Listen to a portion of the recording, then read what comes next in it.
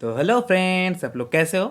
आज मैं आप लोगों को मेरा बहुत पुराना मोल्ड की चीज़ दिखाने वाला हूँ, क्योंकि पहले मुझे करना नहीं आता था। तो कोई भी छोटा बड़ा मूर्ति मुझे मिलता था तो उससे मैं मोल्ड बनाने की कोशिश करता था मिट्टी से ही। ये देखो, ये शिव जी का मोल्ड है जो बहुत दिनों से पड़े हुए थे, और ये है गणपति जी का मोल्ड। तब का वक्त मुझे ढंग से मोल्ड बनाना भी नहीं आता था। मैं जैसे तैसे करके मूर्ति बनाने के लिए मोल्ड बना लिया करता था। तो आप इसका फ्रंट साइड से देख सकते हो कितना धूल जमे हुए हैं। देखकर शायद समझ ही रहे हो कितना दिन पुराना है। पहले तो मैं मोल्ड की सारे डस्ट को हटा लूंगा, और उसके बाद एक एक करके आपको मैंने कैसे बनाया करता था पहले उस टाइप से बना कर दिखाने वाला हूँ। और झूल मिट्टी को साफ करने के लिए तो मैंने एक हार्ड ब्रश का यूज किया है। इसको मैंने बहुत फास्ट करके आपको दिखाया है, पर इसमें बहुत टाइम लगा है। तो लो, गणपति जी के बाद मैंने शिव जी का भी कर लूंगा ऐसे।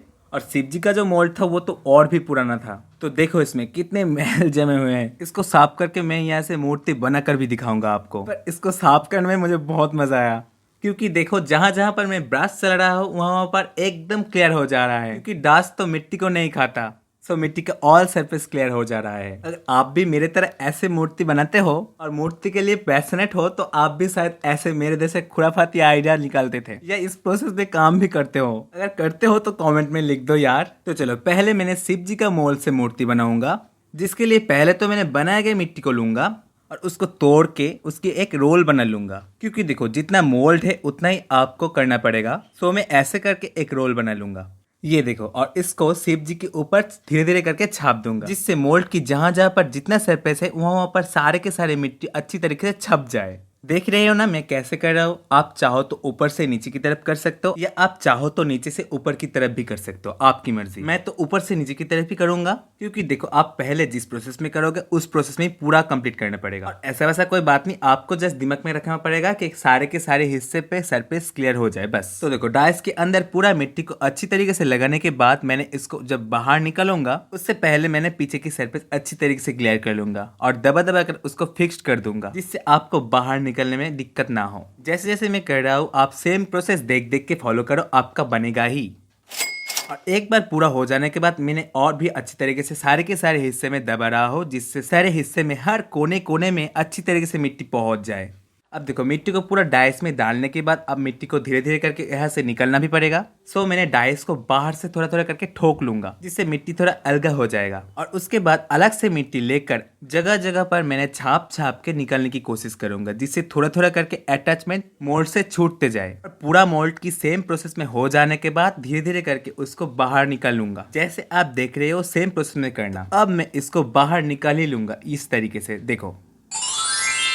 फाइनली हम लोग शिव जी को मोल्ड से निकाल लिए, और मोल्ड से कुछ भी बनाई गई थी इसको पॉलिश तो करना ही पड़ेगा। तो चलो, मैं इसको धीरे धीरे पॉलिश भी करके दिखाने वाला हूँ। पर उससे पहले मैंने मिट्टी को अच्छी तरीके से सॉलिड कर लूंगा, इसलिए मैंने अगरबत्ती का खील जगह जगह पर घुसा रहा हूँ। अगर आप मिट्टी में पार्ट यूज करते हो तो इस प्रोसेस को स्किप कर सकते हो, क्योंकि देखो मेरा मिट्टी सिंपल है, मैंने कोई भी पार्ट वार्ट कुछ नहीं यूज किया। सो मुझे ये करना जरूरी है, नहीं तो सूखने के बाद जगह जगह पर फट जाएगा और बाद में ये सही नहीं हो सकता। अच्छी तरीके से सॉलिड करने के लिए मैंने ये सब किया। तो चलो, अब मैं इसको धीरे धीरे करके पूरा पॉलिश करके दिखाऊंगा। तब तक थोड़ा गाना ही सुन लेते हैं।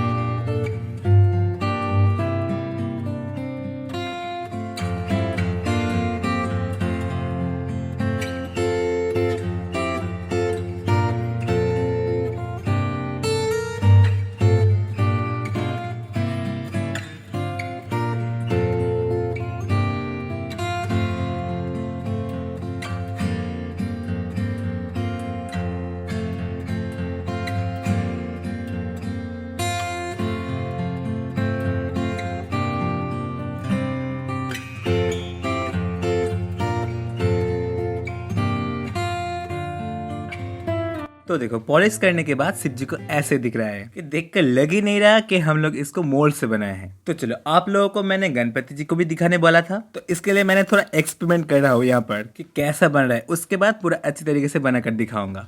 तो देखो अच्छा ही बन रहा है। तो चलो इसको भी मैंने शिव जी की तरह रोल करके मिट्टी बनाकर उसके बाद जैसे जैसे मैंने शिव जी का प्रोसेसिंग किया सेम प्रोसेस में मैंने इसको भी करने वाला हूँ और देखना चाहता हूँ इस मोल्ड से कैसा बनता है, क्योंकि बहुत छोटा था तब जब मैंने इसको बनाया था, पर उसमें जैसा शिव जी का मोल्ड बना हुआ था वो ऐसा नहीं है। इसको बनाना थोड़ा हार्ड है क्योंकि ये थोड़ा मोल्ड से गड़बड़ी है। तो हम कोशिश तो जरूर करेंगे, हार नहीं मानने वाले, क्योंकि इसका तो फाइनल देखने में आप और मुझे पता चलेगा कि कैसा बन रहा है। तो बहुत कोशिश करके जैसे तैसे करके मैंने इसको मोल्ड से निकाला है, पर इसका मोल्ड बहुत अच्छा नहीं है, मैंने पहले ही कहा था, इसलिए ऐसा दिख रहा है। पर कोई बात नहीं, मैं इसको बहुत अच्छी तरीके से ऐसे पॉलिश करूंगा कि आप भी खुद बोलोगे कमेंट करके मुझे कि भैया क्या से क्या बना दिए। तो चलो जितना हो सकता है कोशिश ही करते हैं, क्योंकि कोशिश के अलावा हम लोग कुछ नहीं कर सकते।